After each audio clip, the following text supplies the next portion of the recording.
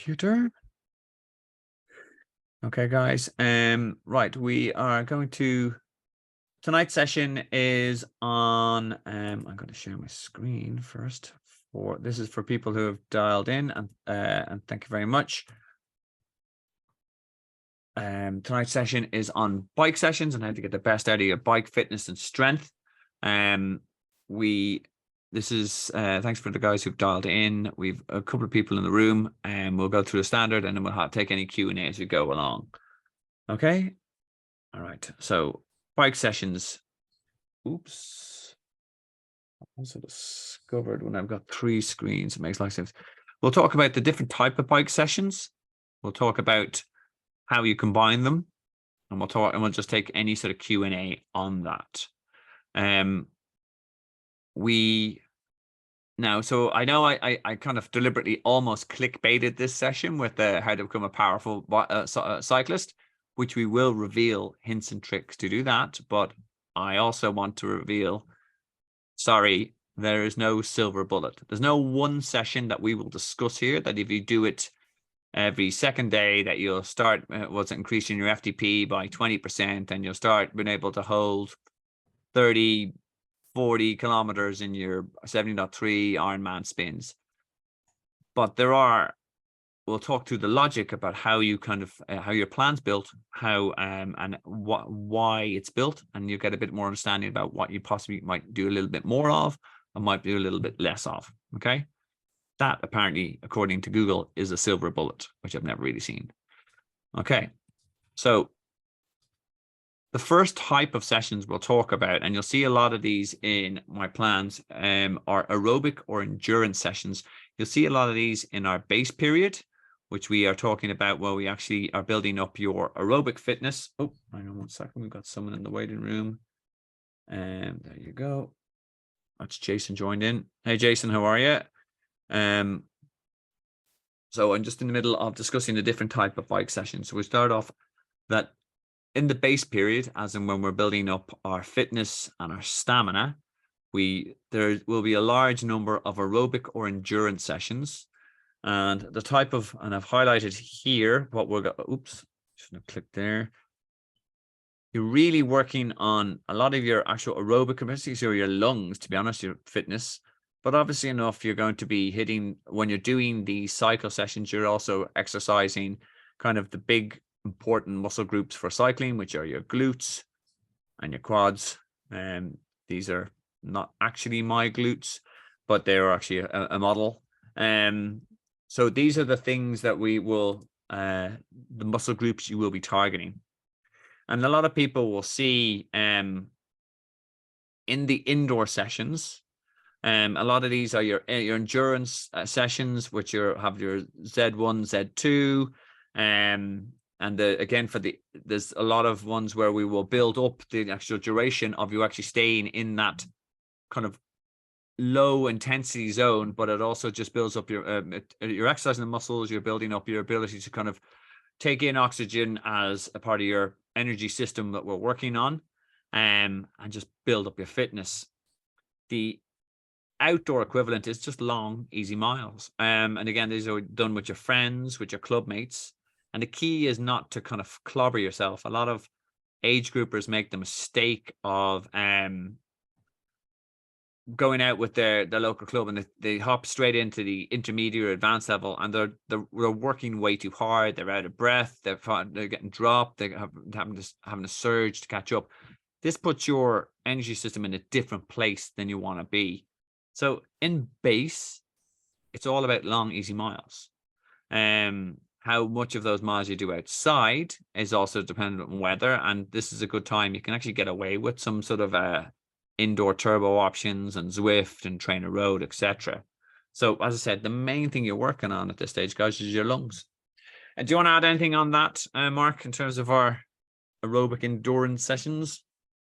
No, that's all covered off there, Steve. You nailed it. Yeah, cool. All right.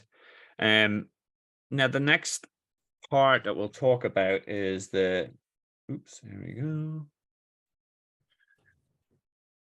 The other element that you will see that does feature in our base period and a little bit more in our build period, where we start getting more race specific, is building strength and power in your legs. And these we move a little bit more away from just aerobic system, when we're really kind of targeting building up, as I call the uber pumper muscles. You're getting really strong glutes, squat, quads, that are the biggest muscle groups that you'll use in your pedal stroke. If you get them nice and strong, it means you can turn a bigger gear, you can turn a higher cadence, and that will turn into kind of higher watts, and again, depending on the conditions, higher speed. What you'll see in the plan and some of the sessions that the coaches give out, I'm a big fan of strength work and cadence sessions, where the focus is on using over geared work. So you'll find yourself trying to keep a lower cadence between the region of 50 to 60 rev per minute. When I talk about cadence, guys, it's literally how fast your pedals go round per minute. So if you think about, if you're going around at 80 to 90 cadence, that's the pedals are spinning quite quick. But if you're talking about 40 to 50 to 60, you're really having to push quite hard to actually move the pedals around.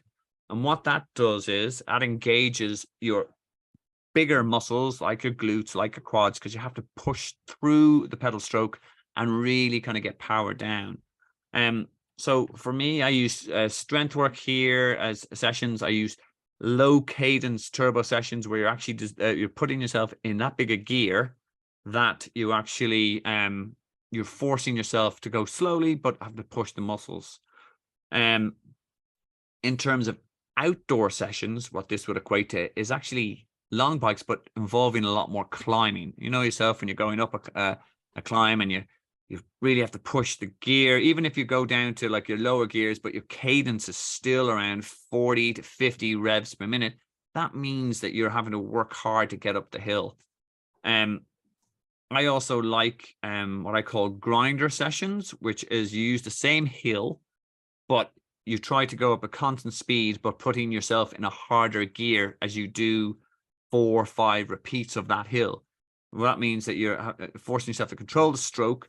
It's forcing you to engage your bigger kind of, as I said, uber pumper muscles, your glutes, your quads.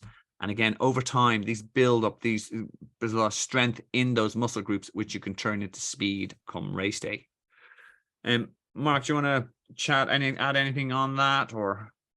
Yeah, no, I mean the overgear work. I'm a real fan of overgear work myself. A couple of things with overgeared sessions, and look, you can do these inside or outside, as Steve said. You know, even if you've got overgeared session on your session plan and you're going outside, every time you come to a hill, just knock it up some gears and focus on that really low cadence, and focusing on that power. It's important to keep the upper body still. You shouldn't be weaving side to side to try and get the power. You'd be firmly planted on the seat and engaging not only the quads and the glutes, but also the hamstrings to pull the pedal stroke back. By dropping the cadence, you're not getting the momentum of the pedal stroke. So you've really got to look for that full pedal stroke to maintain that nice, smooth power delivery through the pedals. And by dropping the cadence, it does allow you to just to focus on that complete pedal stroke.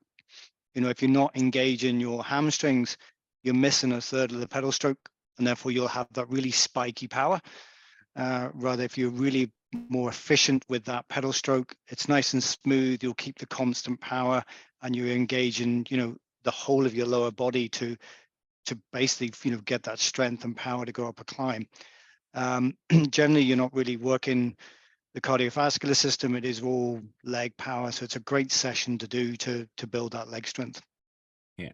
And the again, only thing, sorry, just one other thing, I suppose, if you are prone to weak knees, it's probably better to start on a slightly higher cadence and gradually drop down into the 60s, 50s and 60s RPM, because you can get a little bit of tenderness post these sessions if you haven't done them. So better to start at 70 and then work your way down towards the 60 mark.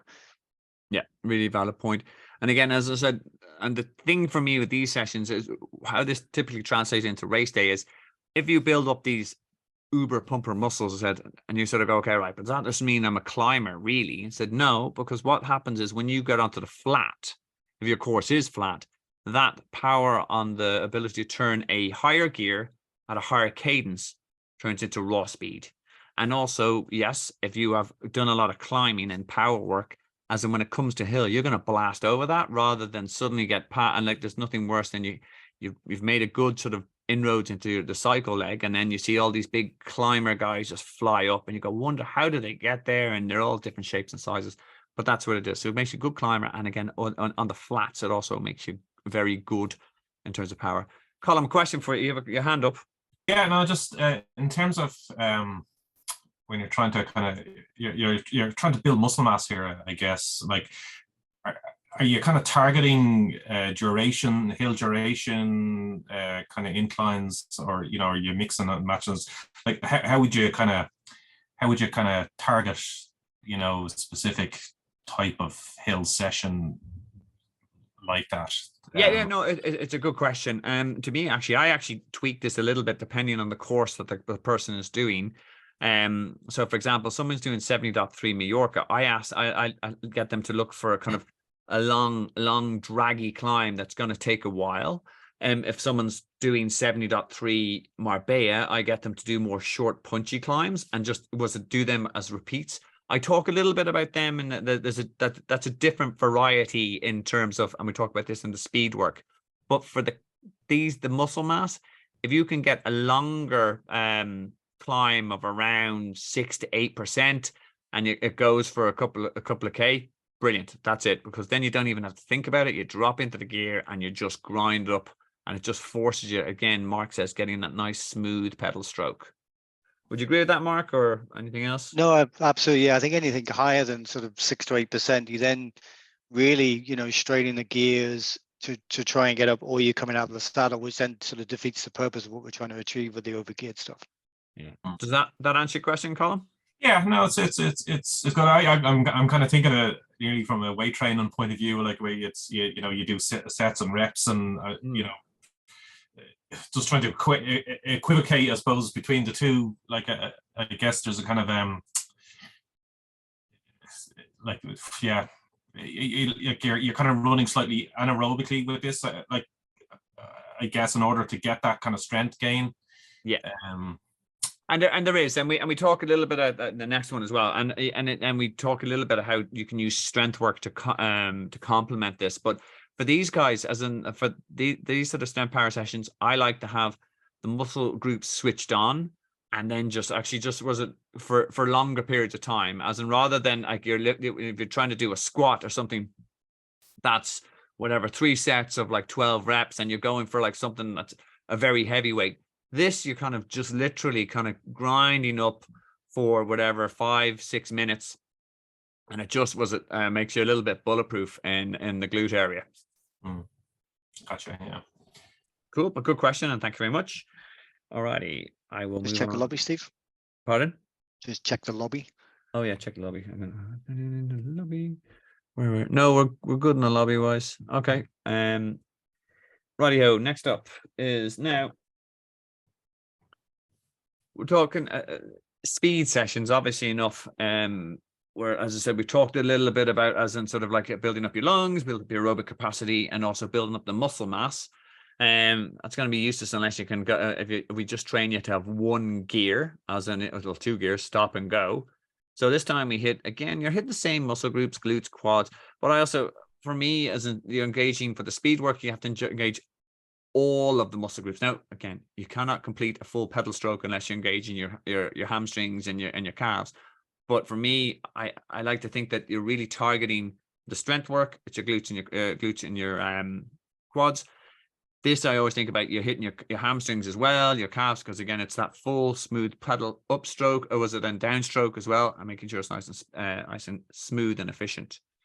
For me, we talk. I like to do VO2 sessions where you're pushing yourself further than like you're hitting anything between 110, 120, 125 of your FTP, for example, as in your, but for short periods of time, and then dropping down and recovering.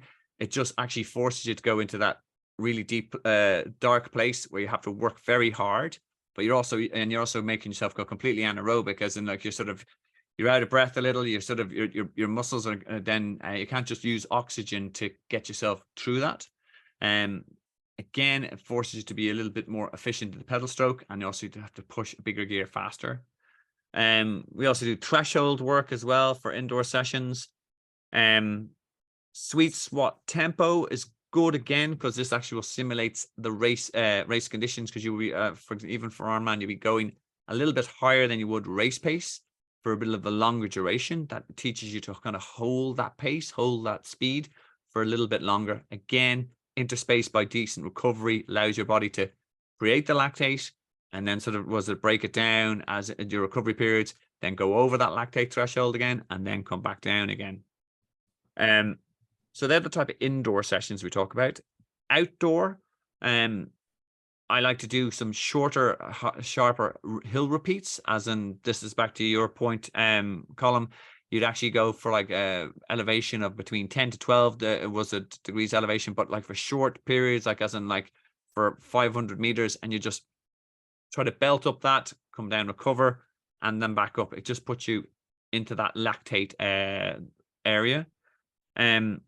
And then also for the longer bikes, you start sprinkling in your race pace stuff. For if you're doing Olympic, you'll get a certain target pace. If you're doing a 70.3, you're aiming for a certain target pace and holding it for increasing durations. So and when you start off, and these sessions are much more prevalent in build, as in when we're getting ready for race season. So you go for, like, for example, some of the sessions, if you're training for 70.3, you'll have a nice warm up, and then you'll have 10-15 minutes at kind of a little bit above race pace, and then you recover for 10-15 minutes, and then you repeat that again, possibly 3 or 4 times. And over the duration of the plan, you'll see that the time you're spending in race pace, distance or duration, depending on what the plan you're on, increases. So it hones you in to actually being able to hold that pace and get very comfortable. And then you obviously sprinkle in bricks as well, and then you're used to actually running on those race pace tired legs.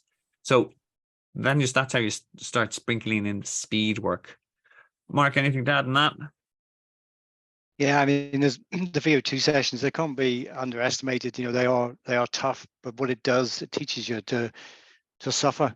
You know, having that mental resilience to bang out a 4 times 3 minute VO2 max session, you know, in the bag. Mentally, you're really strong, robust to be able to do that. So when it gets tough on race day, you can tap into that robustness that you've built up doing those VO2 sessions. You know, the sweet spot and threshold work, you know, especially coming in towards a race, really very race specific stuff. You know, if you're going to race on a TT bike, you know, that is the time to get on your aero bars and build the muscle groups, you know, build those, because I mean, your hip flexors are really closed off when you're on the TT bike, and your body's got to get used to being in that position, and also being able to put down the power in that position. So, you know, maintaining, 3 times 10 minutes here we've got on the screen, and sweet spot in the aero position is, harder to do than 3 times 10 minutes sitting up on the hoods.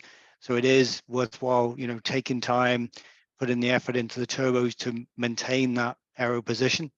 You're not on a TT bike and you're on a road bike, and you're going to race it on the drops. Again, building that position and power in that position as well. Really useful stuff. Yep. Good stuff, Mark. Thank you. Right, move on to the kind of summary slide. So look, what I did was I tried to kind of create a little diagram. Everyone's a bit more visual these days. And I said, right, so what are you doing in your base period? And I kind of went, okay, will you be doing endurance? You'll be doing some strength. And then, like, as you move into build, what you're doing, you're talking about the sessions we're doing tempo, cadence, tempo turbos, a bit more strength again. And then when you're in your peak phase in build, or sort of was getting really into build, you do more VO2 max. I just did that to draw a picture, but it's very oversimplified. Like and the things I want to kind of remind you, or what I want you to take away from that picture is there's minimal point in trying to do VO2 sessions for months and months on end and turn up and hope that you'll be able to sort of hold that for an entire duration of race. If you haven't built up the base in the aerobic fitness without that foundation, you'll probably actually just end up injuring yourself if you try to just do everything as VO2 sessions. I also highlight that even in base, even though as we're trying to target and build up your aerobic fitness and your stamina, it becomes quite dull, and you don't want to sort of become a one-trick pony. So you'll see in my plans that I add in strength work, I add in some sort of hard sessions, almost just as to kind of keep the body guessing what's happening next, and all the rest. A little bit of variety will actually help kind of allow you to progress as a cyclist. The more consistent you are with the training, the more you tick off and all the rest, you'll become a stronger cyclist. As in, if you're hoping just to cram in one session at the weekend and just do just a long bike, and then you wonder why you're not really developing, because that stage in your long bike, you probably are just ticking off a lot of endurance stuff, but you're not throwing a bit of strength, you're not throwing it because it's too much in one session. The consistency and having 3-4 bike sessions during a week, depending on what your plan is what's going to push you on. Another thing that here I kind of point out, you really need to have a mix of indoor and outdoor. You get a lot of lads, and I see it so much now, as in, look, the smart trainers are great, Zwift is great, Trainer Road's great. I get like guys who just try to train all the time on Zwift, and then they wonder why they suddenly can't translate their 30 average KPI kilometers per hour in Watopia onto a race day scenario. And there's a whole heap of reasons. Normally the Zwift kind of overestimates what your actual speed is, depending on the way it's set up. And then people don't know how to cycle, technical skills. We've talked about what it's like to have to climb up a hill. Descending a hill is also massively as well. You don't get that need to be switched on and having situational awareness where the guys. It matters very little if you can push a really big gear at a high cadence if you can't control that bike. So Zwift and turbos will always have a place in my plans because they're efficient, they're useful, but you've got to get your ass outside as well, and weather will determine that. Again, what I say is that technical skills do matter, as in you've got to learn how to control a bike, corner a bike, taking on water or eating during your longer bikes is massively important. If you're doing that in Zwift and you've got your table beside you in time, it's not the same, as in you'll end a cropper. As I said, descending is massively important.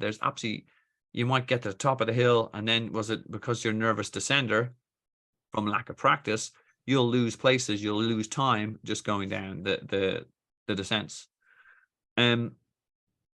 Weights can help, but be wary. I get a lot of people, I'm actually going to point my finger at myself here, who actually injure themselves by trying to throw in too many weights on top of what they're already getting very specific sessions. If you are getting overgeared work, you are getting tempo work, you are hitting all those muscle groups. Do you need to add on additional weights as in to build up strength? Probably not. What you're better off doing is preventative stuff like a bit of yoga, a bit of Pilates, to make sure that you're not going to injure yourself, rather than sort of doing a whole heap of squats and deadlifts and all the rest, because your muscle groups are already tired.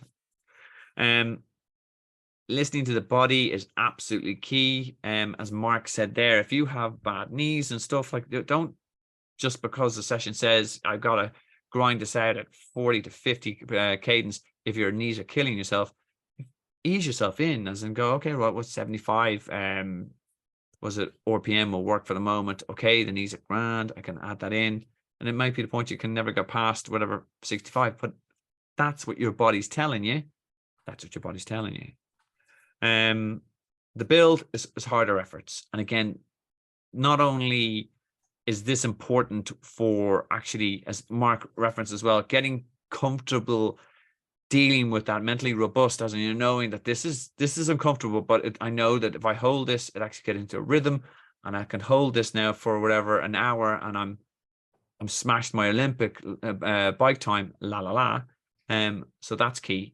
Other things you need to worry about is like sort of having a good bike fit, practicing on that bike, even there's benefits of if you're set up on the base period and the build period and the indoor stuff that your bike's on the smart trainer or the turbo trainer, it allows you to target the muscle groups in the way that you will hit on the race day.